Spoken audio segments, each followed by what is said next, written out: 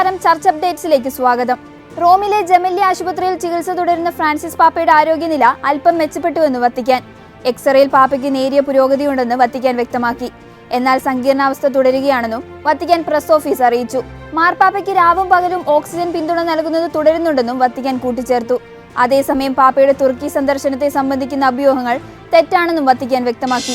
ബാലവിവാഹത്തിനും ഇസ്ലാമിലേക്ക് നിർബന്ധിത മതപരിവർത്തനത്തിനും ഇരയായ ക്രിസ്ത്യൻ പെൺകുട്ടിക്ക് കോടതി ഇടപെടലിൽ നീതി ലഭിച്ചു. പാക് ക്രിസ്ത്യൻ യുവതിയായ ഷാഹിദ ബീബിക്കാണ് 7 വർഷങ്ങൾക്ക് ശേഷം നീതി ലഭിച്ചത്.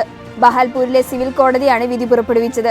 ഇസ്ലാമിലേക്ക് നിർബന്ധിത മതപരിവർത്തനം നടത്തുമ്പോൾ ഷാഹിദയ്ക്ക് 11 വയസ്സ് മാത്രമായിരുന്നു പ്രായം. കോടതി വിധിയോടെ നീണ്ട യാതനകൾക്ക് ശേഷം തന്റെ ക്രൈസ്തവ വിശ്വാസത്തിലേക്ക് തിരിച്ചെത്താനാകുന്ന സന്തോഷത്തിനാണ് ഷാഹിദ ബീബി. വിശുദ്ധ മാക്സിമിലിയൻ കോൾബയുടെ ആനിമേറ്റഡ് സിനിമ കൊളംബിയൻ തിയേറ്ററുകളിലേക്ക്. ഡ്രോസ് കൊളസോണസ് ഫിലിം നിർമ്മിച്ച ചിത്രം പാബ്ലോ ജോസ് പറസോണയാണ് സംവിധാനം ചെയ്തിരിക്കുന്നത്. ഏപ്രിൽ 17 മുതൽ റോയൽ ഫിലിം തിയേറ്ററുകളിലാണ് പ്രദർശനം ആരംഭിക്കുന്നത്. 1894 ജനുവരി 8 ജനിച്ച വിശുദ്ധ മാക്സിമിലിയൻ കോൾബെ മറിയത്തിന്റെ വിമല ഹൃദയത്തോടുള്ള ഭക്തി പ്രചരിപ്പിച്ചിരുന്നു. 1939 സെപ്റ്റംബറിൽ ജർമ്മനി പോളണ്ട് ആക്രമിച്ചതിനു ശേഷം നാസികളുടെ കൈകളിൽ അകപ്പെടാതിരിക്കാൻ കോൾബെയും മറ്റു ഫ്രാൻസിസ്കൻ സന്യാസിമാരും ഏകദേശം 2000ഓളം ജൂതന്മാരെ സംരക്ഷിച്ചിരുന്നു. KCBC പ്രോലൈഫ് സംസ്ഥാന സമിതിയുടെ 2021 ജൂബിലി വർഷത്തിലെ പ്രോലൈഫ് ദിനാഘോഷം മാർച്ച് 26 പാലാരൂപതയുടെ അൽഫോൻസിയൻ പാസ്റ്ററൽ ഇൻസ്റ്റിറ്റ്യൂട്ടിൽ വെച്ച് നടത്തപ്പെടുന്നു.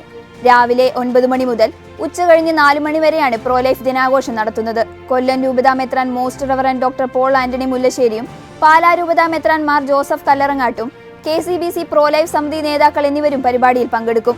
സുരക്ഷയുള്ള ജീവൻ, പ്രത്യാശയുള്ള കുടുംബം എന്നതാണ് ഈ വർഷത്തെ വിഷയം. മുസ്ലിങ്ങൾ പോലും മാർപ്പാപ്പയുടെ സുഖപ്രാപ്തിക്കായി പ്രാർത്ഥിക്കുന്നുവെന്ന് ബാഗ്ദാദിലെ കൽദായ പാത്രിയാർക്കീസ് കർദിനാൾ ലൂയിസ് റാഫേൽ സാക്കോ മാധ്യമങ്ങൾക്ക് നൽകിയ പ്രസ്താവനയിലാണ് അദ്ദേഹം ഈ കാര്യം വ്യക്തമാക്കിയത്.